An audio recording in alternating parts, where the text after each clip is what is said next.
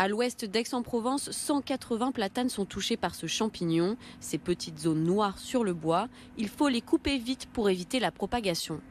On est sûr de pouvoir préserver au moins 250 platanes minimum assez proches de cette zone. Plus on descend vers Berre, moins il y en a aux abords de l'étang, etc. Ça constitue ce qu'on appelle la ripisylve, c'est le cordon de végétation qui accompagne le cours d'eau et qui est un élément, une composante essentielle du cours d'eau puisqu'il fixe les berges. Il y a un rôle d'épuration de l'eau par rapport aux parcelles adjacentes, etc.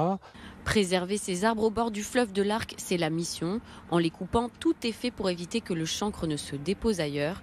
L'utilisation d'un textile ou encore la désinfection des roues du camion jusqu'aux outils. Avant d'être embarqué, chaque platane est vérifiée car le chancre crée des cavités très aimées des chauves-souris. On leur demande de le maintenir un petit peu surélevé pour qu'on puisse vérifier quand même dessous parce qu'après ça sera plus disponible visuellement. Donc là c'est essentiellement du lierre. Donc selon les conditions du lierre, ça sera plus ou moins attractif pour les chauves-souris. Pour cet arbre, pas de nid, mais tout est mis en place pour les chiroptères.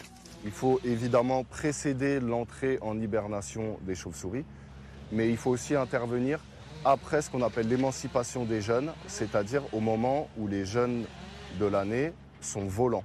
Le coût de cette opération, 300 000 € pour 172 platanes, normalement à la charge des propriétaires, mais ici financé grâce à une taxe publique.